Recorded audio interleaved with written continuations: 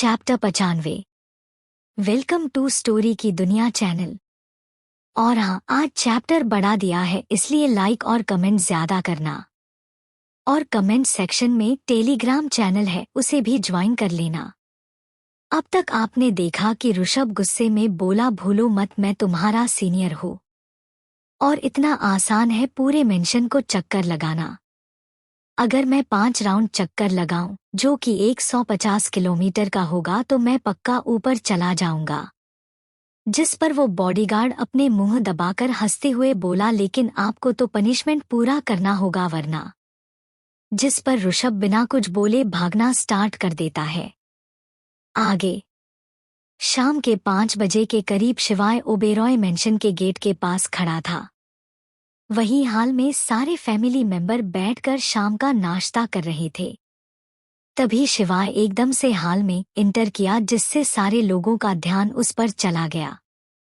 वही जब जानकी जी ने शिवाय को देखा तो वह अपनी जगह से खड़ी हुई और बोली, वाह, आज आपको कैसे याद आया कि आपका एक घर भी है और वहां आपकी बीवी आपका रात देख रही होगी। तभी उनका ध्यान शिवाय के बगल में खड़ा लड़का पड़ गया है, जिसे देखकर वह बोली, यह बच्चा कौन है शिवाय। जिससे शिवाय अपनी लंबी लंबे कदमों से सोफे के सेंटर में आकर खड़ा हो गया, लेकिन कुछ बोला नहीं। जिसके कारण जानकर जी फिर से बोली, यह बच्चा कौन है। तो इस बार अम्यांश अपने सर्द आवाज में बोला, आई एम अम्यांश राजपूत। अब जान गई मेरे बारे में कि मैं कौन हूँ। वही जब सबने उस लड़के के मुंह से खुद के लिए अम्यांश राजपूत सुना तो वह शॉक हो गए। अरबी भी कंफ्यूजन में अम्यांश को देखती है। निकेश जल्दी से शिवाय के पास आते हुए बोला, क्या नाम बताया अपना तुमने, अम्यांश राजपूत। मॉम, इसका मतलब यह शिवाय का बेटा है। उसको इतना कहते ही सारे लोग घूर कर शिवाय को देखने लगे। वही शिवाय अम्यांश को छोड़कर बेफिक्र होकर आराम से जाकर सिंगल सोफे पर बैठ गया। तभी अम्यांश निकेश की ओर घूर कर देखा और बोला, आपको किसने बोल दिया कि मैं अम्यांश राजपूत का बेटा हूँ। जिस पर एक बार फिर सारे लोग हैरान हो गए। तभी राम जी अम्यांश के पास आए और बड़े ही प्यार से बोले, बेटा तुम किसके बेटे हो। जिस पर अम्यांश अपनी नजरों को चारों ओर घुमाता है, लेकिन उसे वह नहीं दिखा जिससे वह ढूंढना चाहता था। इसलिए वह अपनी कोल्ड टोन में बोला, क्या फैमिली के सारे जेंट्स यहीं पर हैं। जिस पर राम जी बोले, नहीं, अरहान ऑफिस गया है और नील कमरे में है। तभी सबको में गेट से अंदर आते हुए अरहान दिखाई दिया और तुरंत अंदर आकर बोला, मॉम आई नीड कॉफी। तभी उसका ध्यान अम्यांश पर गया और उसके देखते ही उसके आंखों में एक अंजना सा डर दिखाई देने लगा। वही अम्यांश अपने छोटे छोटे कदमों से अरहान के पास आया और बोला, कैसे हो मेरे बाप। वही उसके मुंह से खुद के लिए बाप सुनकर अरहान हैरान हो गया। वही सबका हाल भी यही था। अब सारे लोग घूर कर अरहान को देखने लगे, जैसे कि वह जानना चाहते थे कि क्या अम्यांश जो बोल रहा है वह सही है। तभी सबके कानों में अरहान की रौबदार आवाज गई, जस्ट शट अप, और तुम्हें किसने कह दिया कि मैं तुम्हारा बाप हूँ। जिस पर अम्यांश भी एटीट्यूड में जवाब दिया, मैं यह बताना जरूरी नहीं समझता, बट मुझे तुमसे यह जानना है कि मेरी मॉम कहाँ है। चैप्टर 96। वही पहले तो यह जानकर कि यह लड़का अरहान का बेटा है, सारे लोगों को शौक लगा, लेकिन जब सबसे सुना कि अम्यांश की मॉम का नहीं पता तो सबकी आंखों में गुस्सा और नाराजगी दिखने लगा। तभी जानकी की अरहान के पास आई और बोली, अरहान मुझे सच सच बताओ, क्या यह बच्चा तुम्हारा बेटा है। वही जब अरहान ने जानकी जी के मुंह से यह बात सुनी तो वह अपनी नजरों को जानकी जी से फेर लिया, लेकिन कुछ बोला नहीं। तो इस बार जानकी जी गुस्से में बोली, अरहान क्या अम्यांश तुम्हारा बेटा है। तो इस बार अरहान का सब्र का बांध टूट गया और वह चिल्लाते हुए बोला, हाँ, ये बच्चा सही बोल रहा है, अम्यांश मेरा बेटा है और मैं इसका बाप। वही जब जानकी जी ने अरहान के मुंह से यह कन्फेशन सुना तो उनकी आंखें नम हो गई, और लेकिन फिर भी वह हिम्मत जुटाते हुए बोली, इसकी मॉम कौन है अरहान और कहाँ है वह। लेकिन अरहान कुछ नहीं बोला। तो इस बार राम जी गुस्से में बोले, बोल क्यों नहीं रहे हो, वेयर इज सम्यांश मदर। तो इस बार अरहान अपनी धीमी आवाज में बोला, मुझे नहीं पता। बस इतना कहने की देरी था, एक उड़ता हुआ थप्पड़ आकर सीधा अरहान के गालों पर लगा, जिससे अरहान अपने एक हाथों को अपने गाल पर रख लेता है और फिर अपनी नजरों को घुमाता है तो पाया कि जानकी जी की आंखें पूरी तरह से लाल हो चुकी है और उन्होंने ही गुस्से में अरहान को थप्पड़ मारा था। तभी सबकी कानों में जानकी जी की आवाज गई, अगर तुम्हें नहीं पता इसकी मॉम कौन है तो तुम्हें ये बच्चा कैसे मिला। जानकी जी के इतना बोलते ही अरहान घूर कर सोफे पर बैठे शिवाय को देखा, जिसका पूरा ध्यान आरवी पर था, जो कि आराम से एक अलग सोफे पर बैठे हुए जल्दी जल्दी गुलाब जामुन खा रही थी, जिससे उसके दोनों गाल फुले हुए थे और उसमें वह बहुत ही प्यारी लग रही थी। जब अरहान ने शिवाय की नजरों का पीछा किया तो उसकी हाथों की मुट्ठी गुस्से के कारण कस गई और फिर वह गुस्से में बोला, आप यह बात अपने छोटे बेटे शिवाय राजपूत से ही क्यों नहीं पूछते। तभी सबके कानों में अम्यांश की आवाज गई, यह अपना फैमिली मेलो ड्रामा बंद करो, मुझे यह सब देखकर उल्टी करने का मन कर रहा है। भला कोई इतना खराब एक्टिंग करता है क्या। और फिर वह एक बार और आराम से अरहान पूछा, इसका मतलब आप श्योर हो कि आपको मेरी मॉम के बारे में कुछ नहीं पता। जिस पर अरहान नासमझी में अपना सिरनामे हिला देता है, जिससे अम्यांश के फेस पर एक डेविल स्माइल आ गई और फिर वह घूरते हुए अरहान से बोला, ज्यादा कोई बड़ी बात नहीं है अगर आपको मेरी मॉम के बारे में नहीं पता, और हाँ यह भी भूल जाइए कि आपका कोई बेटा है और आप जाओ जाकर अपनी गर्लफ्रेंड के साथ घूमो, मौज करो, ऐश करो, इससे मुझे कोई फर्क नहीं पड़ता। वही जब अम्यांश यह सब बोल रहा था तो सब लोग हैरानी से उसे देख रहे थे कि कोई 2-2.5 साल का बच्चा इस तरह का बात भी कर सकता है। तभी कृष्णकांत दादू चिल्लाते हुए बोले, यह क्या बोल रहे हो बेटा अम्यांश, आप इस खानदान के बच्चे हो और इस घटिया नालायक मेरे पोते की वजह से आप क्यों बोल रहे हो कि आपका इस खानदान से कोई रिश्ता नहीं है। जिस पर अम्यांश बोला, मैंने यह नहीं कहा कि मेरा इस खानदान से कोई रिश्ता नहीं है, लेकिन जब तक मेरे डैड यानी कि शिवाय राजपूत का कोई रिलेशन नहीं है इस खानदान से तब तक मेरा भी नहीं। जिस पर अरहान गुस्से में बोला, अगर तुम्हें मुझे अपना बाप नहीं मानना था तो फिर यहाँ पर क्यों आए। जिस पर अम्यांश शांत आवाज में बोला, क्योंकि मुझे जानना था कि मेरी मॉम के बारे में, और अब आपको मेरी मॉम के बारे में नहीं पता, इसलिए मैं भी आपको परेशान नहीं करूंगा। और वह धीरे धीरे कदमों से शिवाय के पास जाकर अपने दोनों हाथों को सीने पर फोल्ड करके बोला, मिस्टर शिवाय राजपूत आप किधर देख रही हैं। जिससे शिवाय तुरंत ही अपनी नजरों को आरवी से फेर लेता है।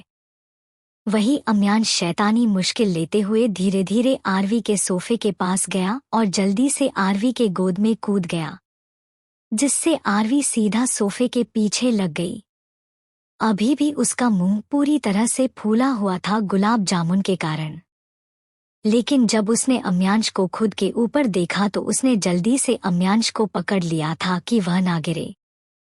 वही अम्यांश धीरे धीरे आरवी के गोद में खड़ा होता है और सीधा आरवी के गालों पर किस करते हुए बोला, ब्यूटीफुल मम्मा जरा धीरे धीरे गुलाब जामुन खाओ, नहीं तो आपके गले में अटक जाएगी। वही जब अम्यांश के मुंह से खुद के लिए ब्यूटीफुल मम्मा सुना तो आरवी के कान खड़े हो गए, क्योंकि उसे अब तक इन सारे चीजों में बिल्कुल भी इंटरेस्ट नहीं था। इसलिए वह बड़े ही आराम से अपने गुलाब जामुन को खा रही थी। तभी एक बार फिर अम्यांश आरवी के दूसरे गालों पर किस करते हुए बोला, beautiful mamma when Amyansh is here. तो आप किसके बारे में सोच रही हो। वही जब आरवी ने अम्यांश के मुंह से यह सारी बातें सुनी तब जाकर वह होश में आई और देखा कि अम्यांश बड़ा ही क्यूट फेस बनाकर उसको ही देखे जा रहा था, जिससे आरवी के फेस पर एक प्यारी सी स्माइल आ गई और वह अम्यांश को अपने दोनों हाथों से अच्छे से गोद में बैठाते हुए बोली, आप मेरे गोदी में क्यों बैठे हो, मैं आपकी मम्मा। अभी वह आगे कुछ बोलती उससे पहले ही अम्यांश तुरंत ही बोला, क्योंकि शिवाय राजपूत अगर मेरे डैडी है तो आप हुई ना मेरी मॉम।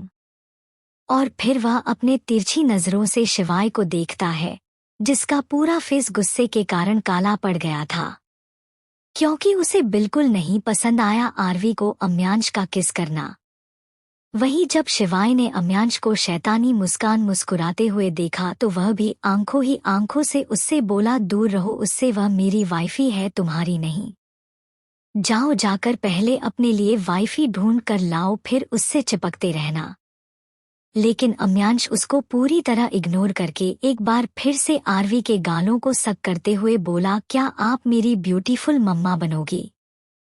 वही उसको इतने प्यार से बोलता देख पता नहीं आरवी के अंदर एक अलग सी फीलिंग महसूस हुई और वह तुरंत ही उसके दोनों गालों को चूमते हुए बोली, बिल्कुल आज से तुम मेरे हैंडसम बॉय हो। उसको इतना बोलते ही अम्यांश खिलखिला कर हंसने लगा, लेकिन उसकी वह हंसी शिवाय को बर्दाश्त नहीं हो रही थी, इसलिए वह तुरंत ही सोफे से खड़ा हुआ और आरवी के पास आकर अम्यांश को उसकी गोद से उतारकर दांत किटकीटते हुए बोला, जाओ अपने आप से पूछो कि तुम्हारी मॉम कहाँ है।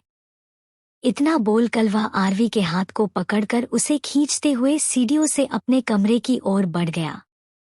वह आरवी को अपने कमरे में लाकर बेड पर छोड़ देता है, जिससे आरवी बेड पर गिर जाती है और वह खुद से उठते हुए बोली, पागल हो, तुम्हारा दिमाग ठीक नहीं रहता है क्या? किस तरह मुझे खींच कर लाए, अभी अगर मैं गिर जाती तो? जिस पर शिवाय कुछ नहीं बोला और अपने ब्लेजर को निकालकर सोफे पर फेंक दिया। उसके ब्लेजर निकालते ही वो और ज्यादा ही स्मार्ट दिखने लगा और उस पर से उसका मास्क, जो कि उसके होठ को छोड़कर पूरे फेस को कवर किया हुआ था, फिर भी कातिलाना लग रहा था। और फिर आरवी की ओर देखते हुए बोला, मुझे भूख लगी है। जिस पर आरवी, जो कि शिवाय को घूरने में बिजी थी, वो हड़बड़ाहट में बोली, क्या कहा, अभी शाम के 5:30 बजे हैं और तुम्हें भूख लगी है? जिस पर शिवाय जाकर सोफे पर बैठकर मायूसी में अपना सिर हिला दिया। तो आरवी दांत किटकीटते हुए बोली, अगर तुम्हें भूख लगा है तो जाओ नीचे जाकर खाओ, मेरे को क्यों परेशान की कर रहे हो? जिस पर शिवाय आरवी के बॉडी को ऊपर से नीचे घूरते हुए बोला, क्योंकि मेरी भूख सिर्फ तुम ही मिटा सकती हो। जिस पर आरवी धीरे से बेड पर बैठती हुई नासमझी में बोली, लेकिन मैं कैसे? तो शिवाय जल्दी से सोफे से खड़ा होकर बेड के पास आया और नीचे झुककर आरवी के दोनों गालों को पकड़कर अपने सख्त होठों को आरवी के मुलायम होठों पर रख दिया। चैप्टर 97। वही आरवी ने जब शिवाय के होठों को अपने होठों पर महसूस किया तो उसकी आंखें बड़ी बड़ी हो गई और वह अपने दोनों हाथों को शिवाय के सीने पर रखी ही थी, तभी उसे शिवाय की आवाज आई, बस थोड़ी देर के लिए मुझे यह करने दो। इतना कहकर वह फिर से आरवी के होठों को बड़े ही पैशनेट तरीके से चूमने लगा। वही आरवी को तो समझ ही नहीं आ रहा था कि वह क्या करे, क्योंकि वह ना शिवाय को खुद से दूर करना चाहती थी ना करीब, इसलिए वह चुपचाप बस वैसे ही भूत बनकर बैठी हुई थी। लगभग 20 मिनट बाद जब शिवाय को सांस लेने में प्रॉब्लम हुई तब उसने आरवी को छोड़ा। उसके छोड़ते ही आरवी, जो कब से अपनी सांसों को रोके हुई थी, वह लंबी लंबी सांसें लेने लगी, जिससे उसका सीना ऊपर नीचे होने लगा। वही शिवाय का ध्यान जब आरवी के सीने पर गया तो उसे अपने अंदर गर्मी फील हुआ और वह तुरंत ही अपनी नजरों को वहां से फेर खुद को कंट्रोल करने लगता है।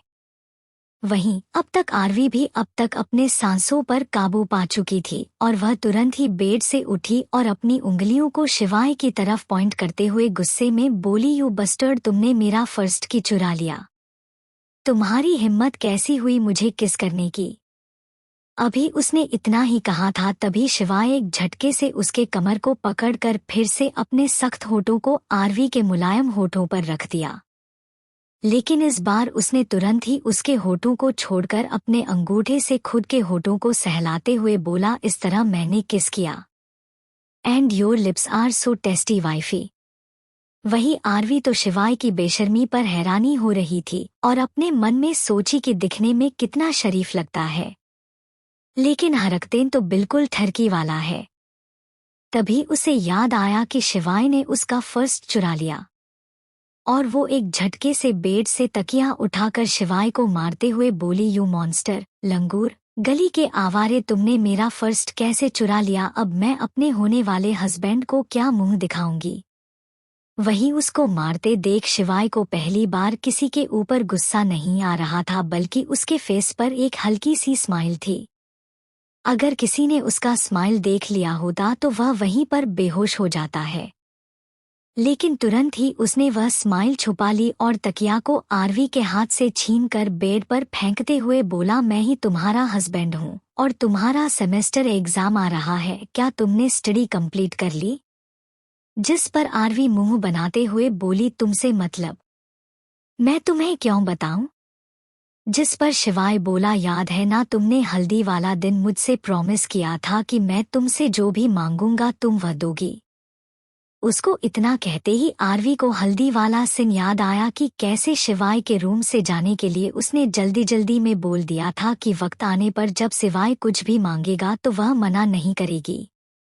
इसलिए अब उसे अपना प्रॉमिस तो पूरा करना था, इसी कारण वह बेचारगी में अपना सर शिवाय की ओर कर देती है। जिस पर शिवाय बोला, गुड, याद है, अब जाकर जल्दी से फ्रेश होकर स्टडी रूम में आओ। इतना बोलकर वह वहां से पहले अपने क्लोसेट में गया और आरवी के लिए एक शॉर्ट्स और टी शर्ट निकाल कर लेकर जाकर उसके हाथों में देते हुए बोला, जाओ जाओ जाकर चेंज कर लो। ना चाहते हुए भी आरवी पैर पटक कर वॉशरूम में चली गई। उसके जाते ही शिवाय अपना सरनामे दिला देता है जैसे इस लड़की का कुछ नहीं हो सकता, और फिर वह भी अपने क्लोजेट में जाकर खुद के कपड़ों को चेंज करके ब्राउन कलर का लोवर और वाइट कलर का शर्ट पहन लिया। आधे घंटे बाद स्टडी रूम में शिवाय और आरवी दो अलग अलग सोफे पर बैठे हुए थे। आरवी बार बार अपनी बुक्स, जो कि इकोनॉमिक्स का था, उसे खोलती और बंद करती। वही शिवाय अपने लैपटॉप पर काम कर रहा था, लेकिन उसका पूरा ध्यान आरवी के हरकते पर था। जब उससे आरवी का बिहेवियर बर्दाश्त नहीं हुआ तो वह अपने लैपटॉप को साइड में रखते हुए बोला, अगर ऐसे ही पढ़ाई करती रही तो पूरी जिंदगी लग जाएगी तुम्हें एग्जाम में पास होने के लिए। वही आरवी, जिसे बिल्कुल भी पढ़ने का मूड नहीं था क्योंकि वह अपनी पिछली जिंदगी में बहुत सारा पढ़ाई और काम किया था, इसलिए वह इस जिंदगी में एंटरटेनमेंट चाहती थी। इसलिए वह शिवाय के बात पर तुरंत तपाक से बोली, क्योंकि मुझे नहीं पढ़ना। जिस पर शिवाय बोला, बुक्स को पहले चैप्टर से रीड करो, समझ में आ जाएगा। उसको इतना बोलते ही आरवी के दिमाग में एक शैतानी आइडिया आया और वह खुद से बोली, तुमने मेरा पहला किस चुराया, अब देखो मैं क्या करती हूँ तुम्हारे साथ। इसलिए वह बड़े ही प्यार से शिवाय से बोली, शिवाय, क्या तुम मुझे इकोनॉमिक्स पढ़ा सकते हो, क्योंकि मुझे यह बिल्कुल समझ में नहीं आ रहा। वही जब शिवाय ने आरवी को इतना प्यार से बात करता देखा तो उसे दाल में कुछ कर लगा, लेकिन वह उसे इग्नोर कर आरवी के सोफे पर जाकर बैठते हुए इकोनॉमिक्स का बुक को उठाते हुए बोला, क्या तुम्हें पता है इकोनॉमिक्स क्या होता है? जिस पर आरवी बोली, नहीं। तो शिवाय बोला, the study of scarcity and how people use resources are called economics. और फिर वह आरवी से पूछा, समझ में आया? जिस पर आरवी न में सिर हिलाते हुए बोली, मुझे कुछ नहीं समझ में आया। जिस पर शिवाय एक बार फिर उसे बताता, लेकिन आरवी फिर से बोली, उसे कुछ नहीं समझ में आया। ऐसे ही देखते देखते आधा घंटा बीत गया, लेकिन आरवी बार बार शिवाय से बोल रही थी कि उसे कुछ नहीं समझ में आया। लास्ट में शिवाय अब फ्रस्ट्रेट होने लगा कि वह कब से इस लड़की को समझाए जा रहा है, लेकिन इस लड़की का दिमाग में तो भूसा घुसा हुआ है जिसे कुछ भी नहीं समझ में आ रहा है। इसलिए वह इस बार आरवी पर चिल्लाते हुए बोला, तुम्हें कब से समझाया जा रहा हूँ, तुम्हारा दिमाग बैल बुद्धि है, जाकर उसका इलाज करवाओ, तब जाकर तुम्हें कुछ समझ में आएगा। इस पर आरवी भी एटीट्यूड में बोली, सीधा सीधा क्यों नहीं बोल देती कि तुम्हें पढ़ाना नहीं आता, क्योंकि अगर तुम्हारे जगह मुझे कोई और पढ़ाता तो मैं पक्का एक ही बार में समझ जाती। तुम बुद्धू, तुम्हारा दिमाग बुद्धू। इतना बोलकर वह मुंह बनाने लगी। वही आरवी के मुंह से यह सब सुनकर शिवाय को बहुत ज्यादा गुस्सा आया और वह मन में बोला, आज तक कभी किसी को नहीं पढ़ाया, इसे पहली बार पढ़ा रहा हूँ और इसे कुछ समझ नहीं आ रहा। अब मैं क्या करूं? और उस पर से यह मुझे ही बुद्धू बोल रही है। सच ए स्टूपिड गर्ल। तभी उसके दिमाग में कुछ क्लिक हुआ और वह तुरंत ही आरवी को उठाकर अपने लैप पर बैठा लेता है और फिर बोला, अब तुम्हें सारी चीज समझ में आ जाएगा। और फिर वह अपने फेस को आरवी के कान के पास ले जाते हुए बोला, what is economics wifey. Chapter 98। वही आरवी का तो हाल बेहाल हो चुका था शिवाय को इतने करीब देखकर, इसलिए वह हकलाते हुए बोली, ओ वो। जिस पर शिवाय बोला, क्या ओ वाइफी। और फिर वह अपने एक हाथों को आरवी के टी शर्ट के अंदर डालकर उसके कमर को सहलाने लगा। वही आरवी को यह सब बर्दाश्त के बाहर था, क्योंकि आज तक उसने कभी किसी ने उसके कमर को नहीं सलाया था। भले ही नील ने उसके कमर को सलाया था, लेकिन उसके शर्ट के ऊपर से, जिससे उसे नहीं पता चला था कि नील ने क्या किया था। तभी आरवी बोली, शिवाय क्या कर रहे हो, अपने हाथ को हटाओ। जिस पर शिवाय बोला, नो वाइफी, अब जब तक तुम मुझे व्हाट इज इकोनॉमिक्स नहीं बता देती मैं अपना हाथ नहीं हटाऊंगा। और फिर से वह धीरे धीरे आरवी के कमर को सहलाने लगा। वही आरवी खुद से बोली, क्यों ना मैं इसे बता दूं इकोनॉमिक्स क्या होता है। और फिर वह शिवाय से बोली, ठीक है मैं बताती हूँ। इतना बोलकर इकोनॉमिक्स का डेफिनेशन बता देती है। जिस पर शिवाय बोला, गुड, बहुत जल्दी याद हो गया। अब रोज ऐसे ही मैं तुम्हें स्टडी करवाऊंगा तो तुम जल्दी ही समझ जाओगी। इतना बोलकर वो बुक को निकालकर आगे पढ़ाने लगा। वहीं अब उसका दूसरा हाथ आरवी के थाई पर चल रहा था, जिससे आरवी को अपने अंदर एक सहरन और करंट फिल हो रहा था, लेकिन वह उसे इग्नोर करके शिवाय के क्वेश्चन का आंसर दे रही थी। वही शिवाय क्वेश्चन पूछते पूछते अपने एक हाथ को आरवी के कमर पर चला रहा था तो दूसरे को आरवी के थाई पर, और यह सब करते करते उसका कंट्रोल खुद पर से छूटने लगा, क्योंकि उसे आरवी के अंदर से नेचुरल सुगंध आ रही था और उस पर से वो शॉवर लेकर आई थी, जिसके वजह से उसके पूरे बॉडी से भीगी भीगी खुशबू आ रही थी, इसलिए उसका खुद पर से कंट्रोल छूटने लगा था। लेकिन जैसे तैसे उसने खुद को कंट्रोल किया और फिर अपने दोनों हाथों को आरवी के बॉडी से हटाया और सिर्फ आरवी को पढ़ाने लगा, और साथ साथ में वह लैपटॉप पर अपने काम को भी करता। ऐसे ही देखते देखते रात के 8 बज गए। तब जाकर शिवाय सोफे से खड़ा होकर किसी के पास कॉल लगाया। थोड़ी ही देर में उसका रूम नॉक हुआ तो शिवाय जाकर गेट खोला तो सामने एक सर्वेंट अपने हाथों में खाने के प्लेट लिए खड़ा था। तो शिवाय उस प्लेट को लेकर गेट को बंद कर देता है और फिर उसे प्लेट को लेकर स्टडी रूम में आकर सोफे पर बैठकर बोला, मुझे भूख लगी है, मैं खाना खा लेता हूँ, तुम अपना स्टडी कंटिन्यू रखो। वही जब आरवी का ध्यान प्लेट में रखे खाने, जिसमें दाल, चावल, आलू मटर का सब्जी, सलाद और 2 गुलाब जामुन रखा था, जिसे देखकर उसके मुंह में पानी आ गया और वह तुरंत ही अपनी जीभ को अपने होंठ पर फिराने लगी।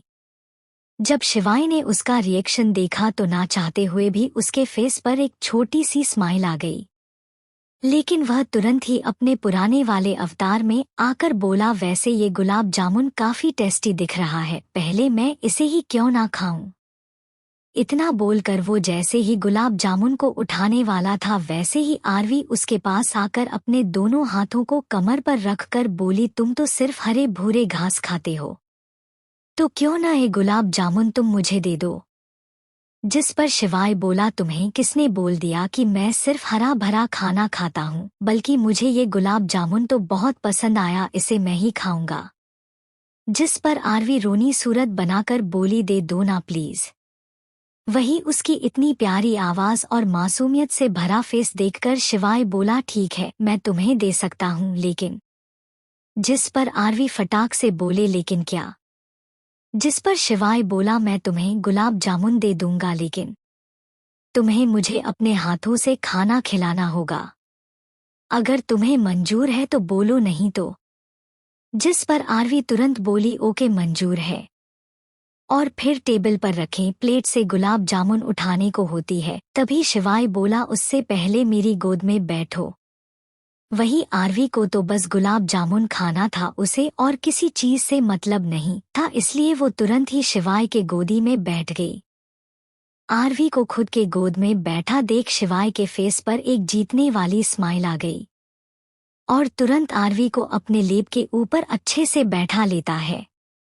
वही आरवी तो बस टुकुर टुकुर गुलाब जामुन को देख रही थी, जैसे कब शिवाय उसे बोले खाने के लिए और वह उसे पर टूट पड़े, जिसे देखकर शिवाय प्लेट से एक गुलाब जामुन उठाया और आरवी के मुंह के पास ले जाता है, जिसे देखकर आरवी जल्दी से अपना मुंह खोल देती है तो शिवाय उसके मुंह में गुलाब जामुन डाल देता है। वही आरवी अपने मुंह में गुलाब जामुन को फील करके बहुत ज्यादा खुश हो गई और वह जल्दी जल्दी गुलाब जामुन को खाने लगी। वही शिवाय एक तक बस आरवी के मुस्कुराते हुए चेहरे को देख रहा था। जब आरवी ने अपना गुलाब जामुन खा लिया तब जाकर उसने देखा कि शिवाय ने तो अभी तक कुछ भी नहीं खाया, इसलिए वह बोली, तुमने अभी तक कुछ नहीं खाया? जिस पर शिवाय न में सिर हिला देता है। तो आरवी तुरंत प्लेट से रोटी और सब्जी का एक निवाला निकालकर शिवाय की ओर बढ़ाते हुए बोली, तुमने मुझे गुलाब जामुन खाने को दिया, ये लो। और वो निवाला शिवाय के मुंह के पास कर दी, जिसे देखकर शिवाय अपना मुंह खोल दिया तो आरवी उसके मुंह में वह निवाला डाल दी। शिवाय तो बस आरवी को फेस को देख रहा था, जो कि दुनिया जहां की मासूमियत से भरी हुई थी। तभी शिवाय भी प्लेट से एक निवाला निकालकर आरवी के मुंह में डाल देता है। ऐसे ही एक दूसरे को खाना खिलाते खिलाते दोनों ने पूरा खाना खा लिया। जब दोनों का खाना कंप्लीट हो गया तो वो दोनों जल्दी जल्दी अपने हाथ मुंह धोकर फिर से अपने अपने काम में लग गए, लेकिन आरवी अभी भी शिवाय के गोदी में ही थी। लगभग 1 घंटे बाद शिवाय को अपने ऊपर आरवी की गर्म सांस महसूस हुआ, तो उसने अपने नजरें झुकाकर देखा कि आरवी उसके सीने पर अपना सर रखकर ही सो चुकी है। वहीं उसको सोता देख शिवाय अपने लैपटॉप को बंद कर साइड में रख देता है और फिर आरवी को अपने गोद में उठाते हुए कमरे में आकर आरवी के बेड पर सुला देता है और फिर जाने को होता है। तभी नींद में ही आरवी ने उसके हाथ को पकड़ लिया, तो शिवाय उसके हाथों को छुड़ाने की कोशिश करता, लेकिन आरवी का पकड़ बहुत ज्यादा मजबूत था शिवाय के हाथों पर, जिसे देखकर शिवाय बोला, क्या यह लड़की नींद में होने की वजह से ताकतवर दिख रही है या फिर सच में इतनी स्ट्रांग है कि नींद में होने के बावजूद मैं अपना हाथ इससे नहीं छुड़ा पा रहा। हेलो फ्रेंड्स, अगले कुछ एपिसोड में धमाका होगा, जिसे देखकर आप लोगों को बिलीव नहीं होगा कि किसी का लाइफ इस तरह से मोड़ ले सकती है। तब तक के लिए बाय और सुनते रहिए reborn in villainous body with story की दुनिया चैनल।